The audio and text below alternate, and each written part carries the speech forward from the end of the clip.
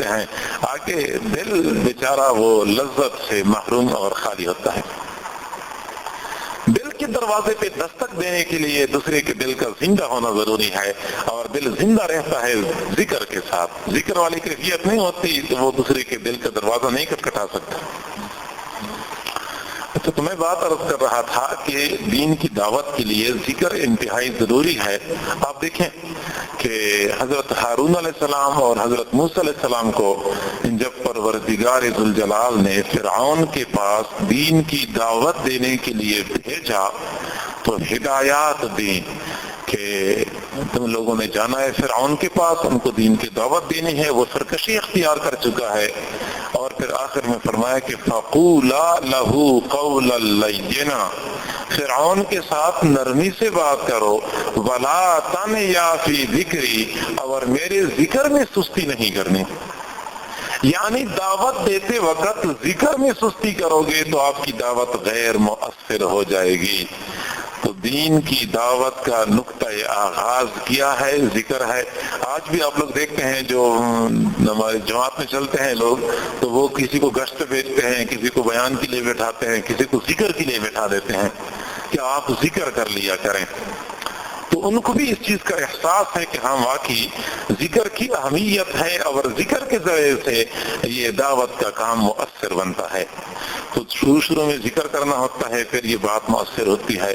اور اگر کوئی بندہ کسی کو دین کی دعوت دے اور وہ صحیح طریقے سے رسپانس نہ دے، ذمہ داری کا مظاہرہ نہ کرے، تو پھر دوسرے طریقے سے اس کو سمجھانا ہوتا ہے، آخری قدم اٹھانا ہوتا ہے۔ جی، اور جب آخری قدم اٹھاتے ہیں تو وہاں پہ بھی اللہ تعالیٰ نے ذکر کا حکم دیا ہے، فَإِذَا لَقِيتُمْ فِئَةً فَاثْبُتُوا وَاذْكُرُوا اللَّهَ كَثِيرًا، جب تمہارا دشمن کی جماعت کے ساتھ آمنا سامنا ہو جائے، مورچہ زن ہو چکی ہو، بالکل تیار بیٹھے ہو، فَاثْبُتُوا، اس وقت ڈٹ جاؤ، وَاذْكُرُوا اللَّهَ كَثِيرًا، اللہ کو کثرت سے یاد کیا کرو۔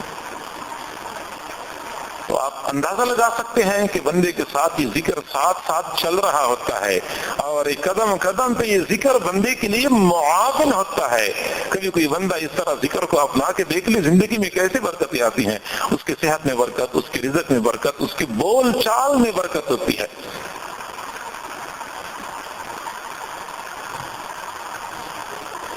حضرت موسیٰ علیہ السلام نے اللہ تعالیٰ سے دعا کی، اللہ میں کیسے پہچانوں کہ فلاں بندہ آپ کا محبوب ہے، فلاں بندہ آپ کا مبغوض ہے۔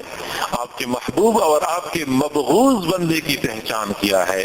پروردگار ذوالجلال نے فرمایا کہ جب میں کسی بندے کے لیے اپنے ذکر کو آسان کر دیتا ہوں، اس کو میں اپنے ذکر کی توفیق عطا فرماتا ہوں، دوسری طرف اس کو گناہوں سے بچا لیتا ہوں، تو یہ اس بات کی دلیل ہے کہ یہ میرا محبوب بندہ ہے۔ اس کے ذکر کے بدلے میں آسمان میں فرشتوں میں اس کا تذکرہ کرتا ہوں، اور اس کو میں گناہوں سے بچا لیتا ہوں، پھر گناہوں سے بچنے کی بدولت یہ میرے قہر اور غضب سے محفوظ رہتا ہے۔ میرا نیک بندہ، میرا محبوب بندہ ایک تو ذکر کثرت سے کرتا ہے، اور اس کے بدلے میں زمین و آسمان کی وسعتوں میں فرشتوں کے درمیان اس کے تذکرے کرتا ہوں۔ دوسرا یہ کہ وہ میری نافرمانی والوں کاموں سے بچا رہتا ہے، اس طریقے سے میرے قہر اور غضب کا نشانہ نہیں بنتا۔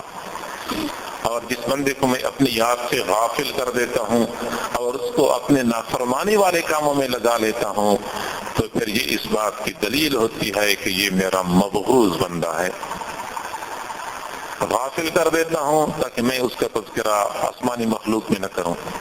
دوسری بات یہ کہ نافرمانی کرتا ہے، اور نافرمانی کی وجہ سے میرے قہر اور غضب کا مستحق بن جاتا ہے۔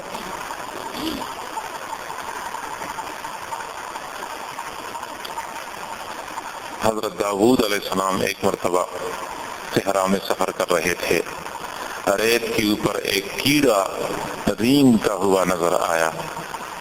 حیران تھے کہ اللہ، ہر چیز میں کوئی نہ کوئی حکمت ہوتی ہے، آپ کہ ہر کام میں کوئی نہ کوئی حکمت ہوتی ہے، اس کیڑے کی پیدا کرنے میں، اس کیڑے کی تخلیق میں اللہ تو نے کیا حکمت چھپائی ہوئی ہے۔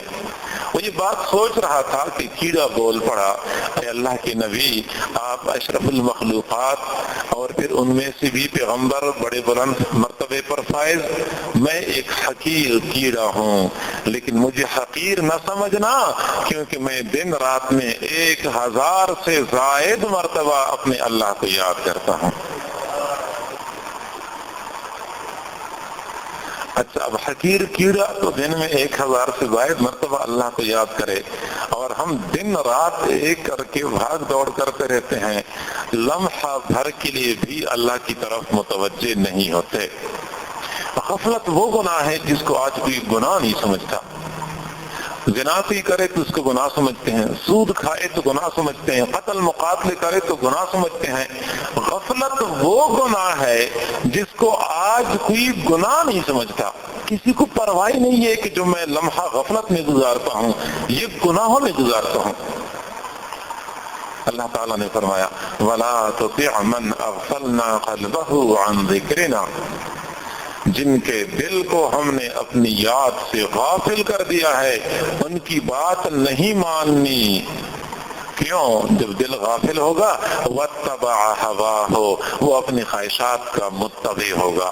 غافل بندہ خواہشات کا پیچھا کرنے والا ہوتا ہے، خواہشات کا پیروکار ہوتا ہے۔ اور آگے فرماتے ہیں وَكَانَ أَمْرُهُ فُرُطًا، اور تیسری بات یہ کہ اس کا سارا معاملہ افراط اور تفریط پر مبنی ہوگا۔ اب دیکھیں، جن کے دل کو ہم نے اپنی یاد سے غافل کر دیا ان کی بات نہیں ماننی، ان کی بات نہیں ماننی، کیونکہ وہ اپنے خواہشات کا متبع ہوگا اور اس کا سارا معاملہ افراط اور تفریط پر مبنی ہوگا۔ اچھا، پھر کس کی بات ماننی ہے؟ اللہ تعالیٰ فرماتے ہیں فَاسْأَلُوا أَهْلَ الذِّكْرِ إِن كُنتُمْ لَا تَعْلَمُونَ، اگر تم نہیں جانتے کوئی مسئلے کا علم حاصل کرنا ہے تو ذکر والوں سے پوچھو، ذکر والوں سے پوچھو، آپ کو مسئلہ بتا دیں گے۔ اور غفلت والوں کی بات نہیں ماننی، صاف ستھری کھلی دھلی بات ہے کہ ہاں جو ذکر والا ہوگا اس کی بات آپ کے اوپر اثر بھی کرے گی، ان کی بات مان لیا کرو۔ فَاسْأَلُوا أَهْلَ الذِّكْرِ، ذکر سے مراد یہاں پہ قرآن ہے، لیکن خاص طور پہ قرآن کا یہاں پہ ذکر کا نام بول لینا اور یہی نام استعمال کرنا اسی حقیقت کی طرف اشارہ ہے کہ جو اہل علم ہوتے ہیں وہ اہل ذکر بھی ہوتے ہیں۔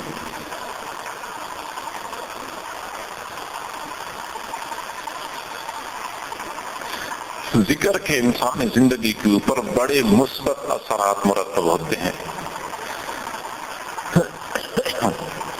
کبھی آپ لوگوں نے دیکھا ہے کہ آپ کسی کام کے ارادے سے گھر سے نکلتے ہیں اور 8-10 قدم باہر نکل کے پھر سوچتے ہیں کہ میں جاؤں یا نہ جاؤں، پھر پیچھے پلٹ جاتے ہیں میں نہیں جاتا۔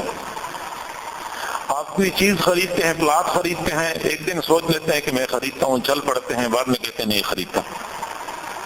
آپ کو بھی کہتے ہیں کہ میں فلاں کام کر لیتا ہوں، تھوڑی دیر کے بعد کہتے ہیں نہیں کرتا۔ یہ جو آپ کا ارادہ ہر وقت متزلزل رہتا ہے، ابھی ایک لمحہ ایک بات سوچتے ہیں، پھر اگلے لمحے اس کا خلاف سوچ رہے ہوتے ہیں، ابھی ایک ارادہ کر لیتے ہیں، اسی ارادے کے اوپر ابھی عمل نہیں کیا ہوتا کہ اس سے الٹا ارادہ اپنا لیتے ہیں۔ یہ جو آپ کا ارادہ ہر وقت متزلزل رہتا ہے، یہ قوت ارادی کی کمی کی دلیل ہوتی ہے۔ بندے کے اندر توکل والی صفت نہیں ہوتی، قوت ارادی کم ہوتی ہے۔ قوت ارادی کو مضبوط بنانے کے لیے آپ ذکر کی کثرت کریں۔ ذاکرین بندے جب ایک مرتبہ ارادہ کر لیتے ہیں جی بسم اللہ توکل، بس آگے پھر سوچتے نہیں ہے کیا ہونا ہے، بس توکل اللہ کی ذات کے اوپر۔ ہم نے اپنے حضرت جی کو دیکھا ہے، جب بھی کسی کام کا ارادہ کر لیتے ہیں بس توکل، جی بسم اللہ توکل، بس آگے پھر نہیں سوچتے کہ کیا بنے گا۔ یہ مرتبہ لوگ سوچتے رہتے ہیں نا، کام کرنا ہوتا ہے، 10 قدم بڑھانے ہوتے ہیں، ہر قدم پہ ایک خطرہ سوچ لیتے ہیں کہ یہ کام کر رہا ہوں کیا بنے گا، اگلے قدم پہ اگلا خطرہ سامنے آ جاتا ہے، اگلے قدم پہ اگلا خطرہ سامنے آ جاتا ہے۔ ایسا بندہ بیچارہ زندگی میں ناکام رہتا ہے، یہ کبھی کامیاب زندگی گزار نہیں سکتا، کیونکہ اس بیچارے کا ارادہ انتہائی کمزور ہوتا ہے، وہ اپنے ارادے کے مطابق فیصلہ نہیں کر پاتا۔ اور اللہ والے جو ذاکرین ہوتے ہیں ان کے دلوں کو قوت ملتی ہے ذکر کی وجہ سے، تو لہٰذا وہ جو فیصلہ کر لیتے ہیں پھر اگلا قدم بڑھاتے ہیں اور پھر اسی کے مطابق کام کر دکھاتے ہیں۔ حضرت فاطمہ الزہرا رضی اللہ تعالیٰ عنہ اپنے گھر میں چکی پیستی تھی، کنویں سے خود ڈھول کھینچتی تھی، کپڑے دھونا، گھر کا آٹا گوندنا، کھانا پکانا، سارے کام کاج خود کرنے پڑتے تھے، حتیٰ کہ ہاتھوں میں چھالے پڑ گئے تھے۔ حضور علیہ الصلوۃ والسلام کے پاس کہیں سے غلام اور باندیاں آئی اور آپ صلی اللہ علیہ وسلم نے لوگوں میں تقسیم کرنا شروع کر دیا۔ حضرت علی کرم اللہ وجہہ نے حضرت فاطمہ الزہرا کو فرمایا کہ فاطمہ، پتہ ہے آپ کے والد صاحب لوگوں کو غلام اور باندیاں تقسیم کر رہے ہیں، آپ کو بھی تو ضرورت ہے، دیکھیں آپ خود کام کرتی ہو تو دیکھیں آپ کو ہاتھوں میں چھالے پڑ گئے ہیں، ضرورت ہے تو آپ بھی جائیں اور وہاں سے ایک باندی کا مطالبہ کریں، باندی آپ کو مل جائے گی، وہ آپ کے ساتھ کام کاج کرے گی، آپ کے لیے آسان رہے گی۔ حضرت فاطمہ الزہرا رضی اللہ تعالیٰ عنہ یہ حضور علیہ الصلوۃ والسلام کے گھر میں پہنچ گئی۔ آپ صلی اللہ علیہ وسلم خود موجود نہیں تھے، حضرت ام عائشہ رضی اللہ تعالیٰ عنہ سے ملاقات ہوئی، انہوں نے پوچھا کہ کیسے آنا ہوا، جواب دیا کہ میں آئی ہوں غلام یا باندے کے لیے ضرورت ہے۔ اور جب آپ صلی اللہ علیہ وسلم بعد میں تشریف لائے تو حضرت عائشہ نے بتا دیا کہ فاطمہ اس لیے آئی تھی کہ اس کو غلام یا باندی کی ضرورت ہے، ہاتھوں میں چھالے پڑ گئے ہیں، ان کے لیے کوئی غلام یا باندی کا انتظام ہو جائے تو بہتر رہے گا۔ حضور صلی اللہ علیہ وسلم رات کے وقت جب فارغ ہو گئے اپنے کام کاج سے تو سیدھے ان کے گھر تشریف لے گئے۔ وہ آرام کرنے کے لیے لیٹ چکے تھے، آپ صلی اللہ علیہ وسلم پہنچ گئے اور پھر ان کو فرمایا کہ آپ دونوں نے اس طرح غلام یا باندی کا مطالبہ کیا ہے؟ جی ہاں ہم نے کیا ہے، کام کاج کی کثرت ہوتی ہے، ہماری قوت سے کام زیادہ ہوتا ہے، اس لیے ہم نے مطالبہ کیا۔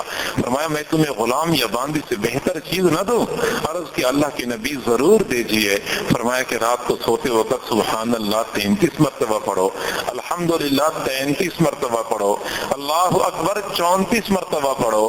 ان ذکر اذکار سے آپ کو وہ قوت ملے گی کہ اگلے دن کے کام کاج آپ کے لیے آسان ہو جائیں گے۔